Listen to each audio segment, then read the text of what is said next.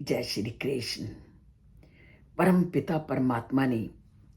योग की अवस्था का बहुत ही सुंदर वर्णन किया और उन्होंने बताया कि जब मनुष्य की बुद्धि पूरी तरह से उस परमात्मा में लीन हो जाती है तो वो अवस्था मनुष्य की योग अवस्था है। क्योंकि योग तो जैसा कि अपने नाम से ही स्पष्ट है, युज जोड़ना, अर्थात जब आपकी बुद्धि ने आपको परमात्मा से जोड़ दिया तो वो योग है। और जैसे ही आप योग से जुड़े उस समय आपको उस योग अवस्था तक पहुंचाने के लिए जितने भी मार्ग, जितने भी रास्ते थे, वो सारे रास्ते उस समय बेकार लगने लगते हैं। जैसे जब तक व्यक्ति उस अंतिम लक्ष्य तक नहीं पहुंचता तो वो अनेक रास्तों का प्रयोग करता है। जैसे हम परमात्मा से जुड़ना चाहते हैं तो कभी यज्ञ करते हैं, कभी घर में पूजा पाठ, रामायण पाठ, गीता पाठ, अनेकों पाठ हम घर में करवाते हैं। पर जैसे ही इन पाठों के माध्यम से, इन रास्तों के माध्यम से हम अंतिम लक्ष्य तक पहुंच जाते हैं तो उस समय हमें इस सत्यता का भान हो जाता है कि ये अब हमारे लिए कोई मोल नहीं रखते। और यही बात परमपिता परमात्मा ने पिछले श्लोक में बताई।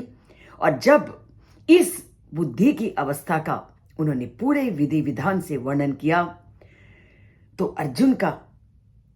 के मन में प्रश्न का उठना स्वाभाविक था कि जब व्यक्ति उस अवस्था को प्राप्त कर लेता है, अर्थात पूरी तरह से अपने आप को उस परमात्मा से जोड़ लेता है, तो उस समय उस व्यक्ति का व्यवहार कैसा होता है, वो व्यक्ति कैसी भाषा बोलता है और कैसे उठता बैठता है। और ये स्वाभाविक है, ये हमारे मन में भी इस प्रश्न का उठना स्वाभाविक है कि जब हम किसी भी अपने से उन्नत व्यक्ति को देखते हैं तो उसके बारे में जानने की बहुत उत्सुकता होती है कि वो व्यक्ति कैसे रहता होगा, कैसे बैठता होगा, इस इत्यादि। और वही स्थिति धार्मिक क्षेत्र में है कि जब व्यक्ति का मन, बुद्धि पूरी तरह से उस परमात्मा में जुड़ गई तो अर्जुन के मन में प्रश्न का उठना स्वाभाविक था कि स्थित प्रज्ञस्य का भाषा समाधिस्थ केशव स्थित धी किम प्रभाषेत किम आसीत व्रजेत किम। कि हे प्रभु, अब मुझे बताओ कि जो व्यक्ति पूरी तरह से परमात्मा से जुड़ गया है, हे केशव मुझे बताओ कि जब व्यक्ति दिव्य चेतना में लीन हो गया है तो दिव्य चेतना में लीन उस व्यक्ति के क्या लक्षण है, वह सिद्ध पुरुष कैसे बोलता है और कैसे वो सिद्ध पुरुष चलता है, कैसे बैठता है। और इस इच्छा का उठना स्वाभाविक है। जब आप अपने मन से जरा सोच के देखो कि जब आप बड़े बड़े लोगों को देखते हो, देश के बड़े लोग, देश के नेता और अपने से बड़े लोग, तो आपके मन में ये प्रश्न नहीं उठते, अरे ये घर में कैसे रहते होंगे, ये घर में किस तरह से बातचीत करते होंगे, अपने बच्चों के साथ ये कैसे व्यवहार करते होंगे और इनका खान पीन कैसा होगा। इन प्रश्नों का उठना स्वाभाविक है। जो जिस चीज को अपने से बड़ों में कल्पना करता है, जो जिस फील्ड में होता है, वही कल्पनाएं उसके मन में उठती हैं। जैसे मैं अक्सर जब बाहर जाती हूं तो मुझे उन लोगों के घरों को देखने की बड़ी ही जिज्ञासा होती है कि क्या ये हमारी तरह ही रहते हैं, हमारी तरह इनका खाना पीना कैसे है, इनके घर के अंदर का वातावरण कैसे है। तो इन जिज्ञासाओं का उठना तो स्वाभाविक है। और वही जिज्ञासा उठ रही है अर्जुन के मन में, और वो पूछना चाह रहे हैं कि जिसने परमात्मा से अपनी लगन लगा ली, वो समाधि में स्थित, वो दिव्य चेतना में स्थित महापुरुष कैसा हो जाता है, उसका बोलने का ढंग कैसा हो जाता है। तो ये स्वाभाविक प्रश्न,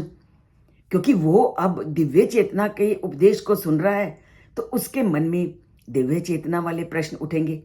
हम आम लोग की सोच अलग है तो हम उस तरह के प्रश्न हमारे मन में उठेंगे। तो अर्जुन सामान्य लोगों से ऊपर है, तो अर्जुन परमपिता परमात्मा से क्या पूछते हैं कि हे परमपिता परमात्मा, मुझे ये बताओ कि आपने दिव्य ज्ञान का वर्णन तो कर दिया और इस स्थिति का भी वर्णन कर दिया कि वो परमात्मा से जुड़ चुका है और उसे अब कोई